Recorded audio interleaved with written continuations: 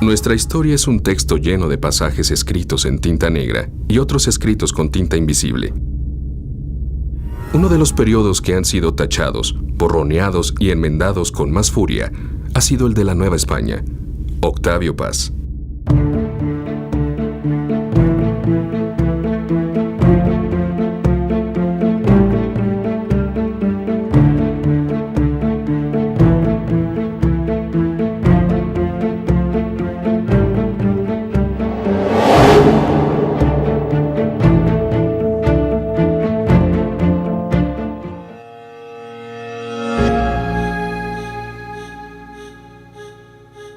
Quizá hoy la colonia nos parezca una época oscura y un tanto lejana, aunque a decir verdad, sin estos 3 siglos, desde el punto de vista estrictamente histórico, difícilmente podríamos comprender lo que hoy somos. Y no solo porque el mestizaje significó más que la suma de las partes, dando origen a una nueva manera de ver e interpretar el mundo, sino porque mucho de lo que hoy seguimos siendo, sintiendo y pensando como nación independiente se formó en esos 3 siglos. Sin embargo, como bien señala Octavio Paz, el periodo novohispano no se ha valorado en su justa medida.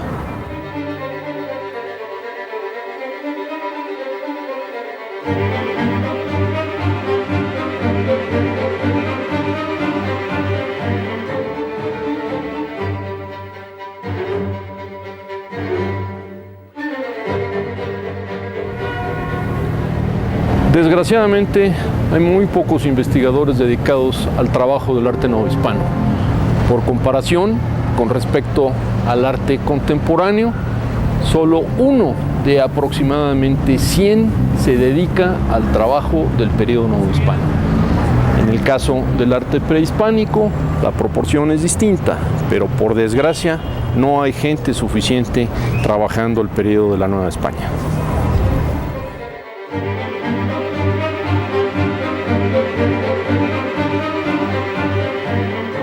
Es increíble que un país con la riqueza cultural, artística que México tiene, no tenemos más centros de investigación de las artes plásticas. Yo siempre he pensado que la riqueza artística de México es equivalente a lo que se tiene en Italia, por ejemplo. Y en Italia pues hay un historiador del arte detrás de cada esquina, ¿verdad? Yo creo que si se llega a unos 15, sería un número ya considerable. Lo paradójico es que el arte colonial está inmerso en nuestra vida cotidiana, aunque no nos percatemos de ello.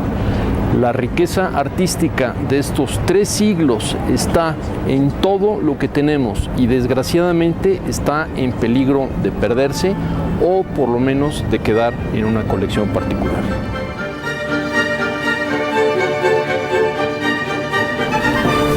Esta serie que hoy empieza es una ventana para descubrir las joyas del arte novohispano. Lo invito a que nos acompañe.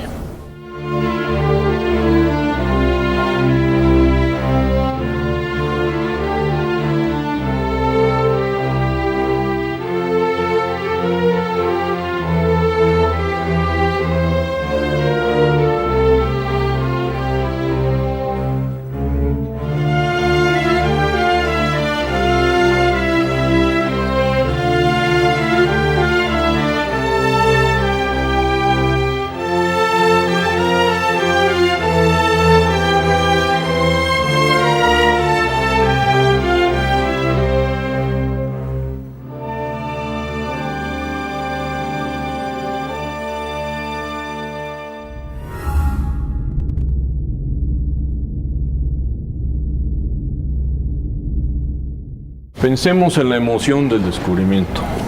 Ya no digamos Cristóbal Colón, cuando él no llegó a las Indias porque no sabía cómo se llamaba.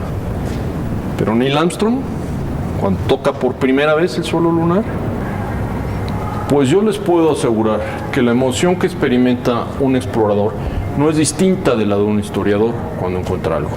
Un hallazgo, por pequeño que parezca, puede arrojar nueva luz sobre un tema determinado.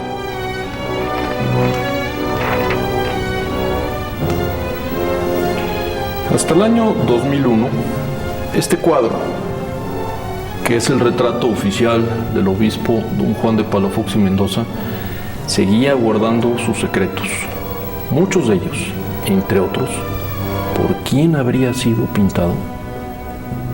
Entre el tajo abrupto que significó la conquista y el surgimiento del nuevo Estado independiente, la colonia, comprendida entre los siglos XVI, XVII y XVIII, lejos de ser un paréntesis, representan el crisol en el que una nueva sociedad habría de surgir. El siglo XVII se encuentra entre la épica conquistadora del siglo anterior y la consolidación del criollismo nacionalista del siglo XVIII. Es el siglo del sabio Sigüenza y Góngora y las grandes luminarias literarias Juan Ruiz de Alarcón y Sor Juana Inés de la Cruz.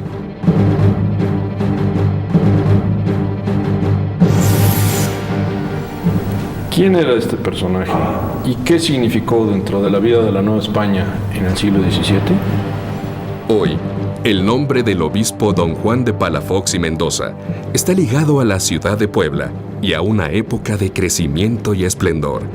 Él es nombrado arzobispo de México y virrey interino de México, pero nunca se había hecho un nombramiento de tal magnitud en la misma persona. Esto implica la importancia de Palafox como un político, como un agente de confianza del rey de España. Como protegido del conde duque de Olivares, Palafox venía con la consigna de evitar que la Nueva España se separara de la corona española, como ya lo había hecho Brasil como colonia de Portugal. Llegó en circunstancias muy difíciles históricas, en que hasta se temía que se separara México del reino de España y se pasara a Portugal.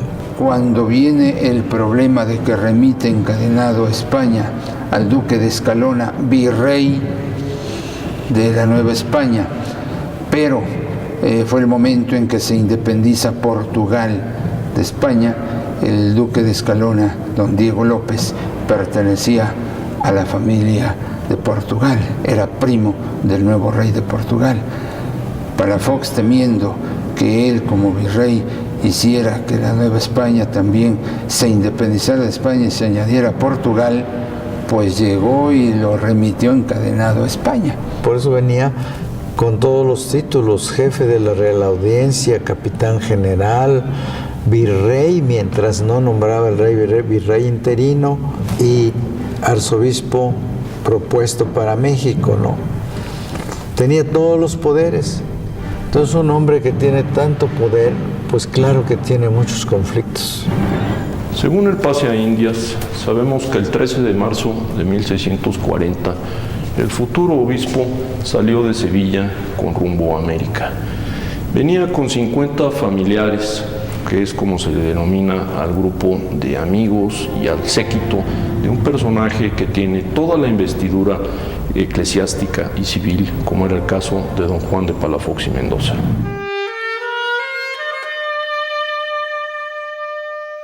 Y entre sus acompañantes venían dos pintores.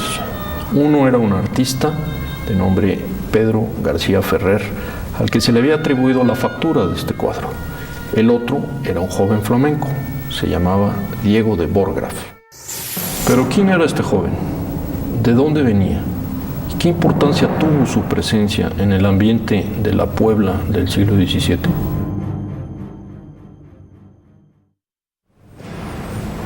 Para este momento había aproximadamente 20,000 familias de españoles en la Nueva España.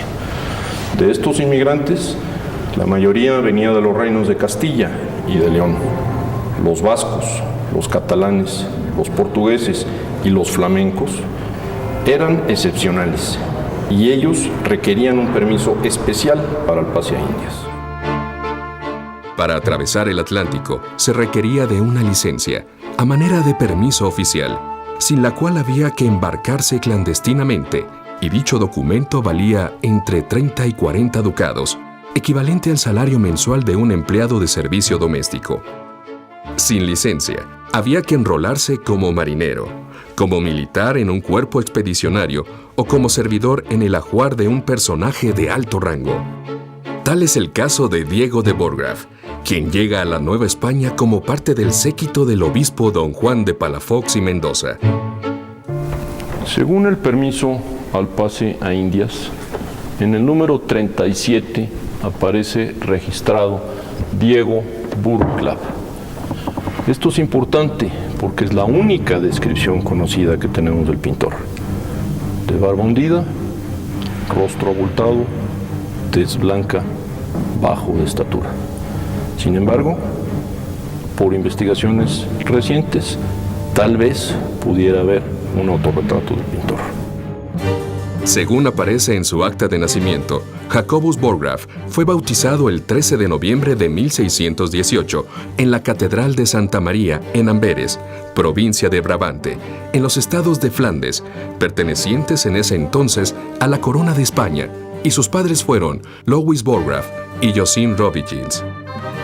Nacido en Amberes y perteneciente a una familia relacionada con el oficio, Diego se formará primeramente como aprendiz en el taller de Jacobo Jordaens. Como gran empresario artístico, incluyó en su taller a artistas que ya después volarían con sus propias alas a grandes alturas.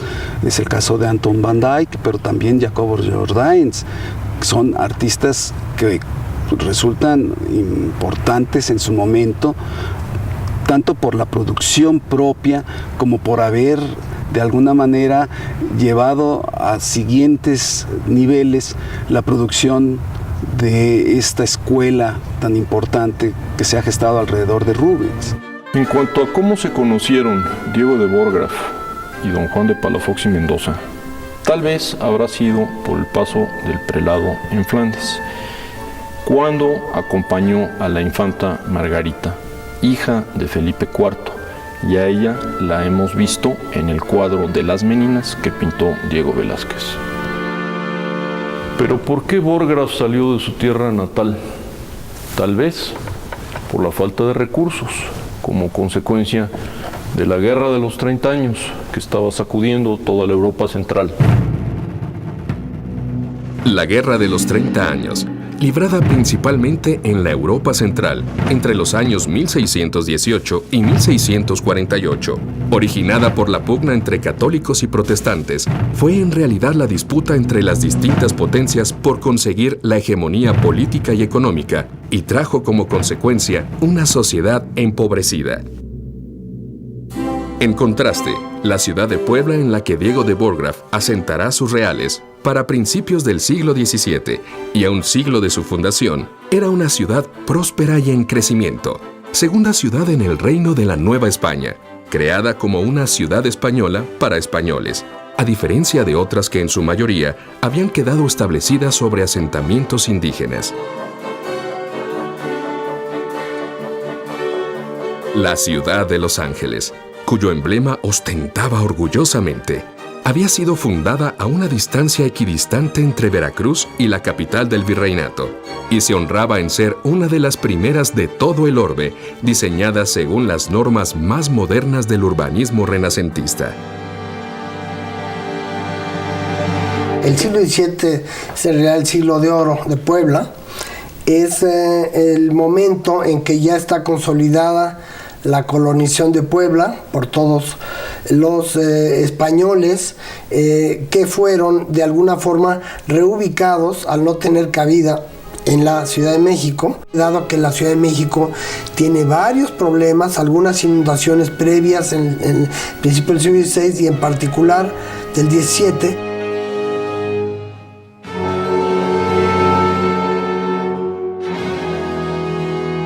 Palafox es, antes que nada, un gran administrador. Logra reorganizar toda la diócesis de Puebla, que en ese momento era una diócesis importantísima, tal como lo sigue siendo hoy la arquidiócesis, porque abarcaba poblaciones que hoy tocan 7 estados de la República. Su obra, digamos, como constructor, promotor, es gigantesca. Eso es lo que significó para Puebla un impulso muy fuerte en todo sentido, creo yo, no solo para Puebla, sino para la Nueva España.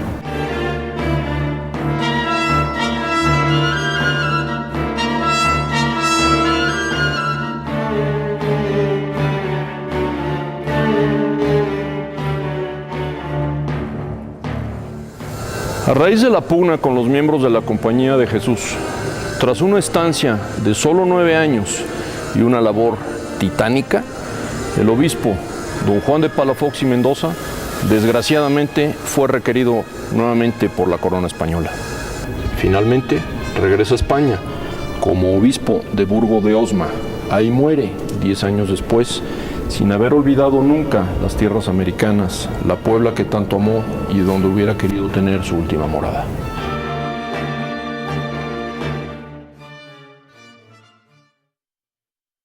La voluntad de poseer una imagen propia es tan antigua como el hombre mismo. A lo largo de los siglos, hombres y mujeres han tratado de perpetuar su imagen. Uno de los momentos cumbres del retrato es precisamente la tradición flamenca, en la que Memling, van der Weyden y Van Eyck son verdaderos maestros del género. El género del retrato de corte se singulariza por representar con gran parecido físico a personajes de alcurnia, definida minuciosamente por un sistema de objetos cualitativos, como la vestimenta, el cortinaje y los objetos desplegados que guardan una estrecha relación simbólica con el representado. En el caso del retrato oficial del obispo don Juan de Palafox y Mendoza, haría falta la mano experta del restaurador para poder descubrir los secretos que guarda este importante retrato. Restaurado en el año 2000, gracias a los esfuerzos de la agrupación Adopte una obra de arte, este espléndido cuadro por fin haría justicia a su autor. Cuando llegó el cuadro del señor Palafox, inmediatamente nos dimos cuenta de que había una intervención masiva sobre la pintura y fue necesario hacer una serie de pruebas químicas para determinar hasta dónde estaba el original. Descubrimos 3 capas de sobrepuestas sobre la pintura que cambiaban de alguna manera el diseño y la iconografía de la imagen. Este es un caso muy particular, dada la importancia del personaje, ¿no? Un muy buen retrato que seguramente a través de las intervenciones de que fue objeto a lo largo del tiempo, pues quiso atribuirse a diferentes autores dependiendo de los intereses que en el momento se manejaran. Por muchísimos años se pensó que era del pincel de Pedro García Ferrer. Y después de su restauración, en la restauración se descubre que está firmado por Diego de Borgraff. Pero ¿qué importancia tuvieron estos hallazgos y descubrimientos? En el caso del retrato oficial del obispo don Juan de Palafox y Mendoza, que pertenece a la sala capitular de la Catedral de Puebla, significó un hallazgo de primera importancia sobre la obra de Borgraff. Firmado y fechado en 1643, es el retrato más antiguo que se conoce de la época de Puebla y está hecho al año siguiente de la llegada definitiva del obispo Palafox a su sede angelopolitana. En el caso de la obra de Palafox fue necesario hacer una intervención completa porque la tela está muy oxidada y fue necesario hacer un trabajo de rentelado, que es un proceso donde se consolidan todos los estratos de la pintura, desde su soporte, base de preparación, capa pictórica y a veces la capa de protección. La restauración implica eliminar todas las adiciones que tuvo la pieza para rescatar su lectura, la lectura de su diseño y rescatar realmente los elementos originales.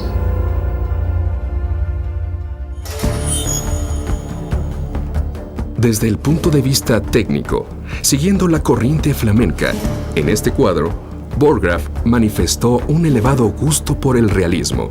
Independientemente de los conocimientos que pudiera tener sobre la perspectiva y la anatomía, este artista se apoyaba eminentemente en la observación, recurso tradicional en la pintura del norte de Europa, con lo cual lograba registrar con toda fidelidad los detalles de la incidencia de luces y sombras, entre otros elementos.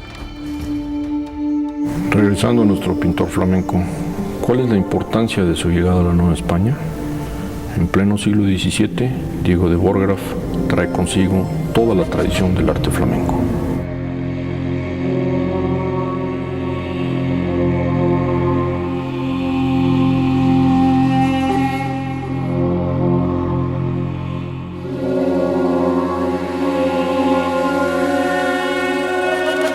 Flandes estaba tan presente en España como debió estarlo en la Nueva España.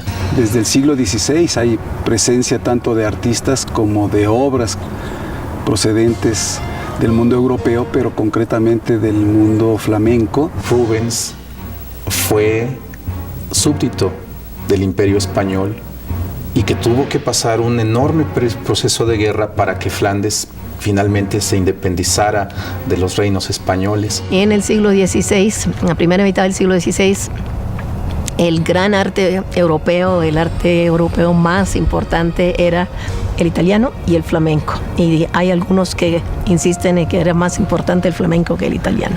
Al igual que en muchos otros ámbitos, la pintura novohispana es el resultado del mestizaje. En este caso, de tres corrientes europeas: la española, la italiana y la flamenca, cuyas características artísticas son trasplantadas a las nuevas tierras y adaptadas a los gustos de una nueva sociedad. Para el siglo XV y XVI, España todavía está construyendo su propia personalidad artística y está muy teñida justamente de estas dos grandes escuelas de las que estamos hablando, que es por un lado la italiana y la flamenca. La misma pintura española será quizás hasta finales del XVI y XVII donde tenga ya una personalidad que pudiéramos decir propia. En realidad en el siglo XVI la pintura española es una mezcla de flamenco y de tradiciones locales.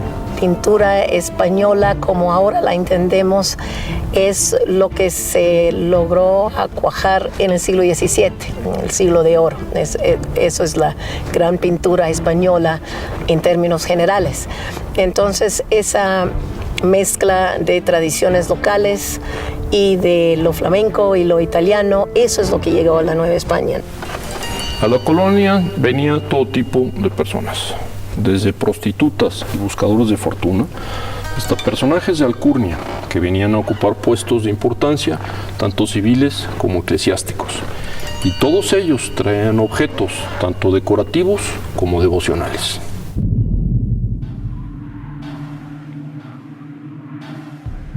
Al igual que España, representa el modelo artístico a seguir por las colonias americanas, Italia, cuna del Renacimiento, es el modelo europeo por excelencia. Y la corte española no queda exenta de esta influencia. Es así como el arte italiano llega a América vía España. Hablar de Italia es hablar de muchos elementos complejos, porque lo mismo está el mundo romano que el florentino, que el veneciano. Y todos estos están conectados con España directamente a través de Nápoles, que también fue parte de España en su momento. Había dos rutas que confluían en la corte de Madrid. Una que partía de Florencia o Roma directamente hacia la corte, y otra por mar que iba de Nápoles, en esa época colonia española, a Valencia, y de ahí a Madrid antes de trasladarse a Sevilla, y de ahí a Veracruz.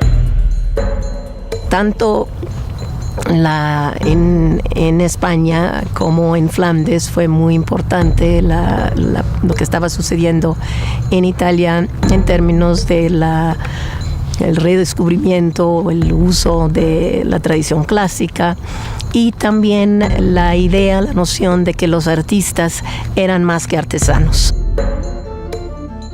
El caso de Flandes es análogo al de Italia, salvo que el aspecto comercial era de mucha mayor importancia. Todo el territorio flamenco era colonia española y se caracterizó por su gran poder económico.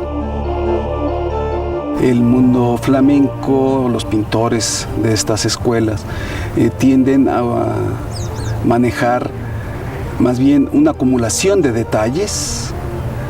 Y en el caso, por ejemplo, del tratamiento de las telas, hay una mayor ostentación, un intento de que se refleje más la riqueza material de estas. En el siglo XVII se crea una especial forma de representación de personajes sagrados rodeados de flores.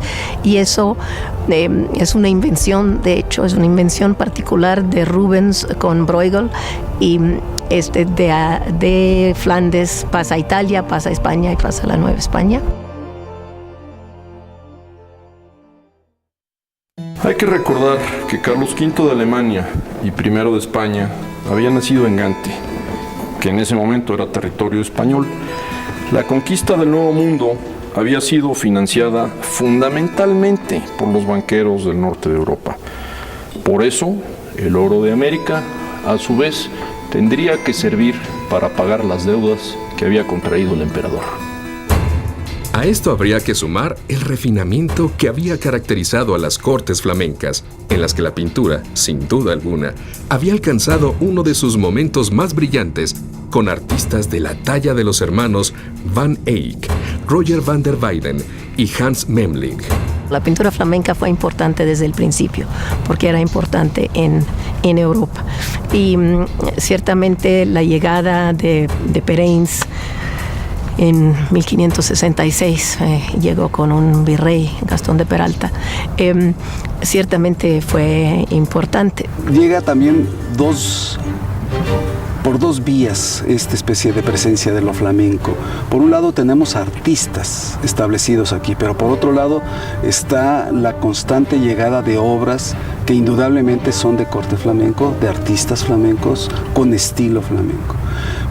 En el segundo caso, la llegada de obras, no podemos olvidar primero que está Martín de Vos. Tal vez lo más importante en cuanto a Martín de Vos es que muchas de sus obras pasaron a grabados, y ese es otro aspecto de la cultura flamenca que es fundamental para entender el arte no solo novohispano, pero el arte europeo en el siglo XVI y en el siglo XVII también. Posteriormente, y ya en pleno siglo XVII, la llegada de Diego de Borgraff representa la influencia directa de esta escuela en la pintura novohispana, y más concretamente en la pintura poblana, ejerciendo una gran influencia en toda la producción pictórica posterior, sobre todo en pintores como Cristóbal de Villalpando.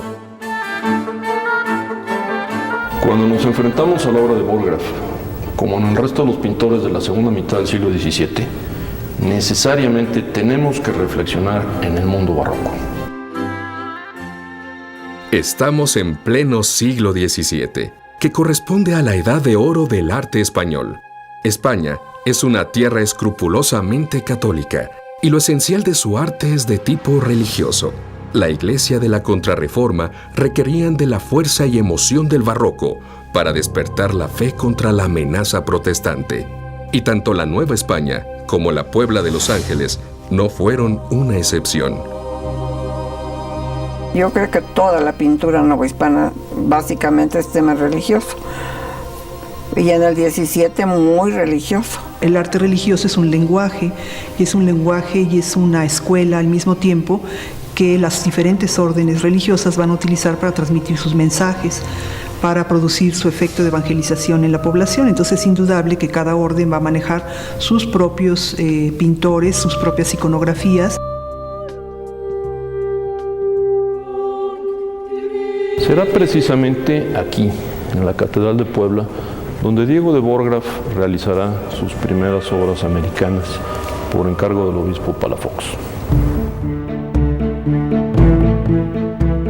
La mayor parte de los cuadros pintados antes de 1600 son de temas de inspiración cristiana.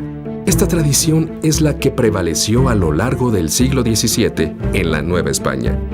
Y qué mejor que las historias ejemplares de los santos de reciente canonización, como Santa Teresa, o fundadores y reformadores de órdenes religiosas como San Ignacio o San Felipe Neri, para adornar los templos surgidos en el Nuevo Mundo. Son emblemáticas las figuras de Ignacio de Loyola, que es fundador de la Compañía de Jesús, Santa Teresa de Jesús, reformadora del Carmelo, San Francisco Javier, el primer misionero jesuita en las Indias, y San Felipe Neri, pues también fundador y parte de este movimiento de la Reforma. Se dieron muchísimos brotes de este espíritu de reforma que tanto necesitaba la Iglesia y que seguramente se volvieron emblemáticos en el siglo XVII, en la Nueva España. En el caso del pintor flamenco, no podían faltar estas temáticas. Uno de sus cuadros, precisamente, está dedicado a Santa Rosa de Lima, canonizada en 1671, convirtiéndose así en la primera santa americana, declarada patrona de Lima y más tarde de Hispanoamérica y Filipinas.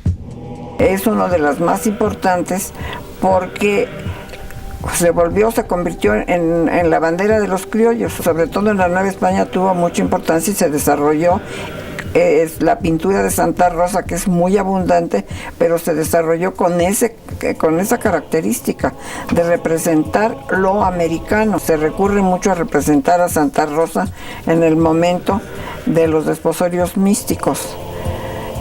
El cuadro de Borgraf pues es uno de los más hermosos que hay. Plásticamente es precioso. Y ahí aparece también la figura de un indio americano que simboliza el reino del Perú. Es decir, Santa Rosa sí es santa, pero americana. Y este milagro de los desposorios tuvo lugar aquí, en América. Como había ocurrido en España y en Italia, a partir del siglo XVI son muy frecuentes las representaciones de San Felipe Neri en la pintura novohispana, inspiradas las más de las veces en algún grabado italiano de los que circulaban en la época. Y este es otro tema importante y recurrente en la obra de Diego de Borgraf. De acuerdo con los papeles inéditos que encontró el historiador Ramón Sánchez Flores, Diego de Borgraf fue uno de los acompañantes del obispo Palafox cuando la comitiva habitó la casa de ejercicios de la iglesia de la Santa Veracruz, sede de lo que luego sería la congregación del oratorio de San Felipe Neri. Este templo fue la sede episcopal durante la construcción de la nueva catedral, que es la actual. En nuestros días, la congregación del oratorio ocupa la iglesia de la Concordia. Ahí, hasta la fecha, aún se encuentran algunos cuadros que se le han atribuido a Diego de Borgraf relacionados con la devoción de San Felipe Neri.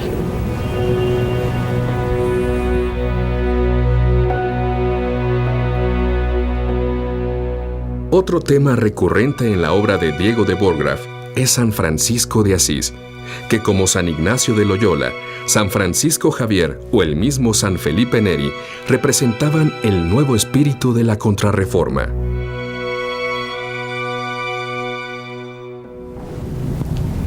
La reforma de Lutero o la nueva fe proclamada por Calvino estaban basadas en la crítica a la opulencia y la fastuosidad de la sede episcopal de los papas en Roma. En cambio, el poverelo de Asís, San Francisco, representaba precisamente la posibilidad de encontrar dentro del seno de la Iglesia católica, apostólica y romana la luz inspiradora para cumplir con los mandatos divinos.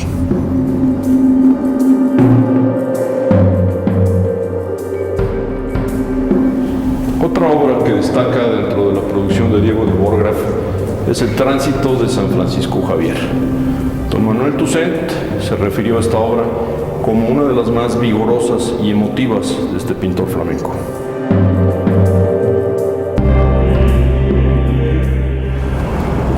Como dijera el maestro Toussaint, en su rostro aparece el dolor de la muerte y el arrobamiento de quien en ese instante de la muerte ha encontrado un mundo mejor.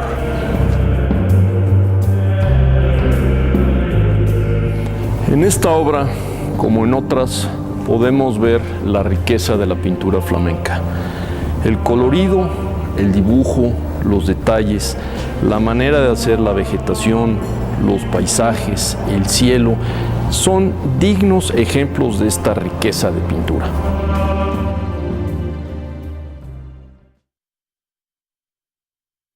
El arte novohispano, como siempre al servicio de la divulgación propagandística de las ideas, mostró con la belleza de sus recursos los principios básicos de la fe. Las devociones más importantes de la Iglesia, en especial la de la Inmaculada Concepción, llenaron de fervor a la sociedad española del siglo XVII, enfrentando incluso a algunos de los teólogos de órdenes religiosas. Unos tenían, los franciscanos, una opinión y los dominicos, desde un aspecto mucho más racionalista, tenían otra. La polémica, aunque es teológica, se argumentó con propuestas filosóficas. Eminentemente los dominicos tienen todo este cuerpo armado por Santo Tomás de Aquino desde una lectura de Aristóteles, especialmente en la Universidad de París. En cambio, los franciscanos fueron realmente representados por Duns Scoto, que él proviene de una tradición también aristotélica, pero de la Universidad de Oxford.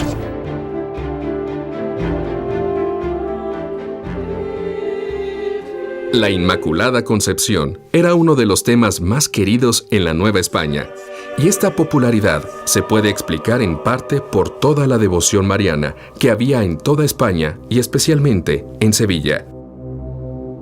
En España, durante el siglo XVII, la controversia llegó a ser de interés público.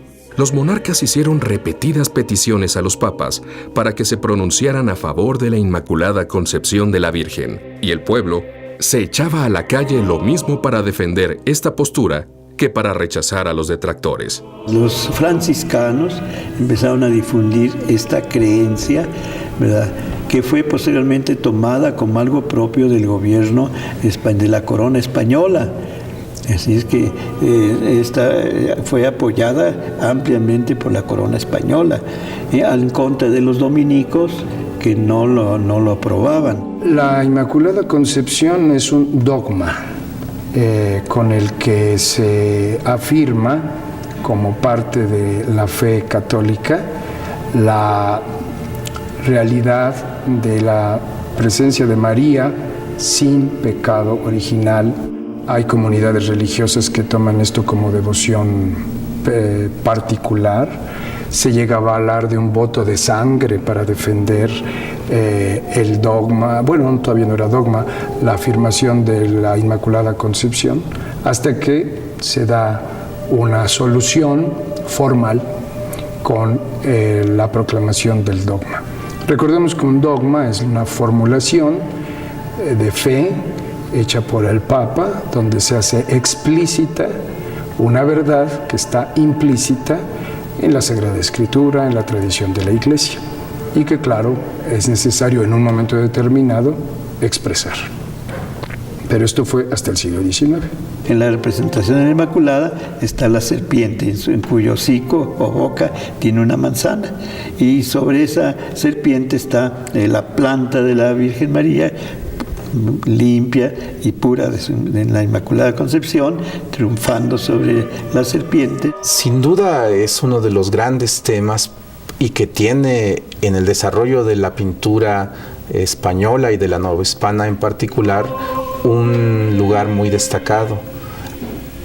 Podríamos decir que hay prácticamente todos los pintores, tanto los grandes y renombrados como los más sencillos y cuya autoría hoy es anónima, tocaron el tema de la Inmaculada. En un reciente estudio sobre el pintor novohispano Cristóbal de Villalpando, se hace un detallado análisis de la manera en que la iconografía de la Inmaculada Concepción se utilizó profusamente en la escuela poblana.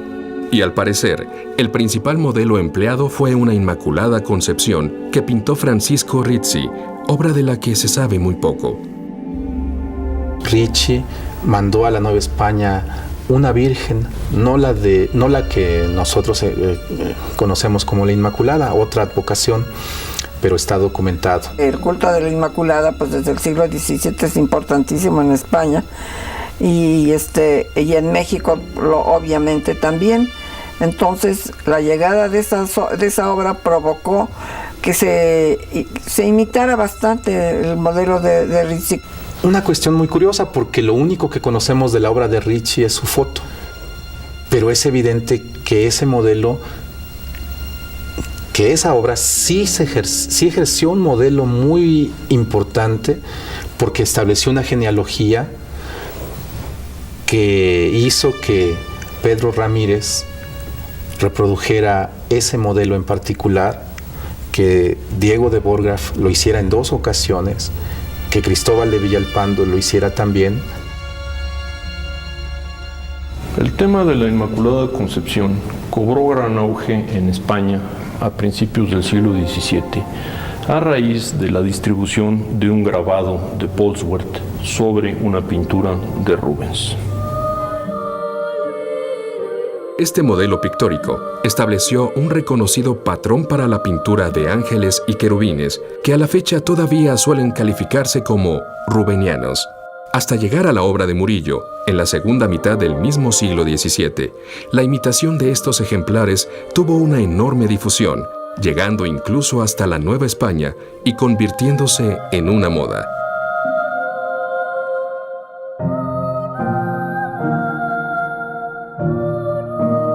Hacia 1635, José de Ribera, el Españoleto, pintó una Inmaculada Concepción para la iglesia del convento de las Agustinas en Salamanca, en España. Hay que recordar que la imagen del Españoleto se le considera como la primera imagen barroca, y este barroquismo, este movimiento se va sublimando al cabo de los años para dar una imagen mucho más profunda y mucho más vaporosa en el caso de Diego de Borgraff. Algo que quizá nos llame la atención a los espectadores contemporáneos es que existan varias versiones sobre el mismo tema, es decir, varias Inmaculadas. Y esto es porque hoy en día un valor artístico es la originalidad, pero no era así en la época novohispana. Las obras se hacían por encargo generalmente, ya fuera de particulares o por parte de congregaciones religiosas. En el primer caso, respondía a la necesidad del particular de tener en su propia casa una imagen devocional, y en el segundo, generalmente eran obras que previamente estaban asignadas a la decoración y lucimiento de un determinado lugar, ya fuera dentro de una iglesia o de un convento.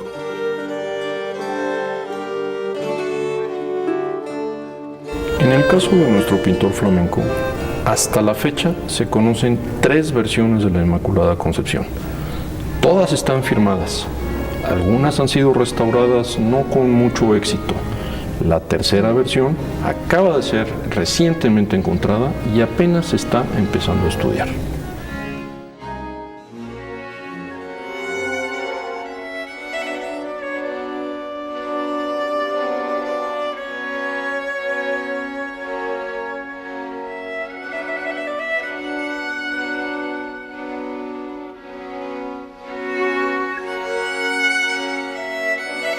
Si por antigüedad fuera, podríamos suponer que Pedro Ramírez fue el primero que vio la obra de Francisco Ricci y que por tanto tendría algo más, pero el estilo contenido de Ramírez no dejó mayor ímpetu de libertad a su pincelada. La versión de Pedro Ramírez se halla hoy en la Catedral de Guatemala y en efecto, siendo el mismo modelo, no tiene la riqueza en el vocabulario plástico que sí van a tener posteriormente las obras tanto de Borgraff como de Villalpando. Y la de Villalpando también tiene la virtud de haber entrevisto los celajes y las veladuras con mucha mayor precisión. Es decir, creo que la obra de tanto de Borgraff como Villalpando, aparte de captar el modelo, captan la idea de pintura que tenía detrás la pintura de Ricci. En el arte no existe la generación espontánea, o como dirían los griegos, nada hay nuevo bajo el sol. Así, ese modelo de Francisco Ricci que vino de España probablemente influyó en la obra de Diego de Borgraff, y a su vez, la obra de Borgraff habrá sido modelo para otros artistas de su época.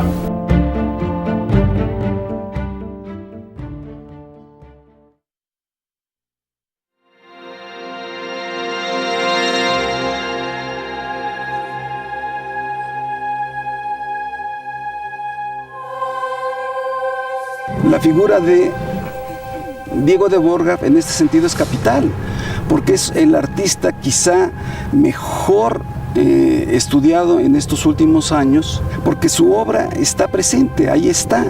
Y esto nos permite ahora sí estar conscientes de la buena escuela que se está dando precisamente en el ámbito poblano y que tiene rasgos que la diferencian de lo que se está haciendo para esos mismos años en la Ciudad de México, y a veces con ventaja. Ahí hay una serie de virtudes que nos hablan de una especie de tradición local que gusta de ciertos rasgos de un lenguaje pictórico que podríamos llamar más o menos propio, y que al encontrarlo después quizá en otros artistas nos permite hablar de esta continuidad, de esta persistencia.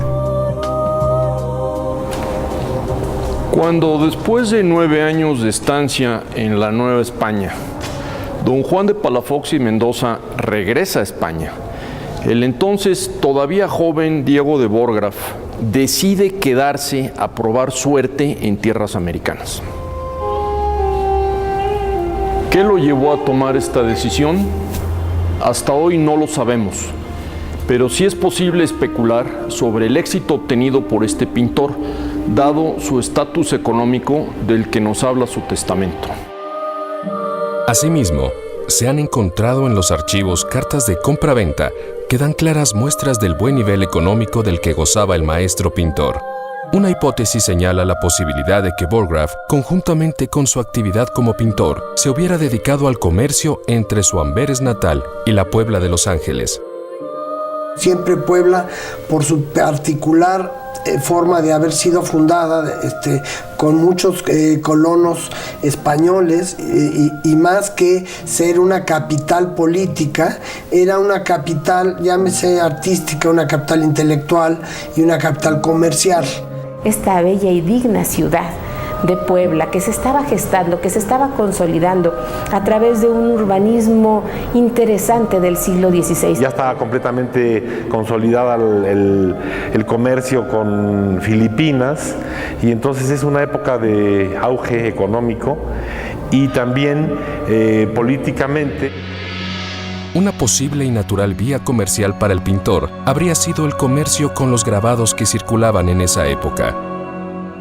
De hecho, en 1571, el rey Felipe II, el rey de España, dio a la imprenta Plantán de Amberes la responsabilidad de imprimir todo lo que había que imprimir para los reinos españoles, y eso evidentemente fue un patronazgo importantísimo para el desarrollo de esa imprenta y de todo lo que implicaba la difusión de imágenes por grabados. A lo largo del siglo XVII van a seguir llegando láminas flamencas, y la prueba está en que en varios museos del país, desde el Museo de San Carlos, el Museo del Virreinato, en Puebla, en Guadalajara, en Querétaro, hay buenas piezas que nos hablan de este rico legado.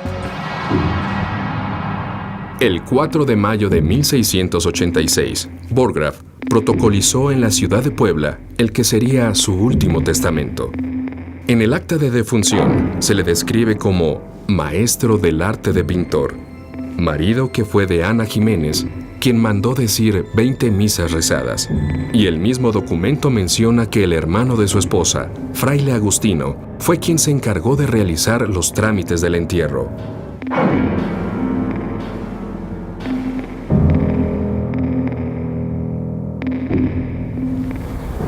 Lo último que se sabe de este flamenco que un día llegó a la Nueva España es que su entierro se celebró el 10 de mayo de 1686, aquí, en esta iglesia de San Agustín de la Puebla de Los Ángeles.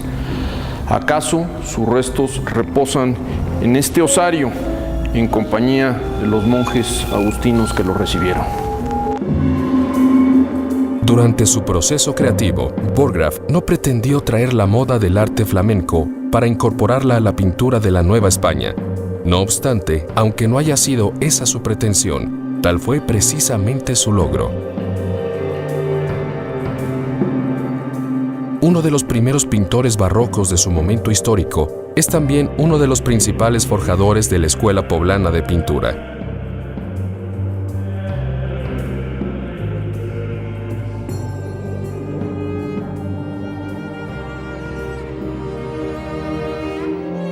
Entre el día de su llegada a estas tierras y su muerte, transcurrieron más de 46 años y toda una vida dedicada al arte de pintar.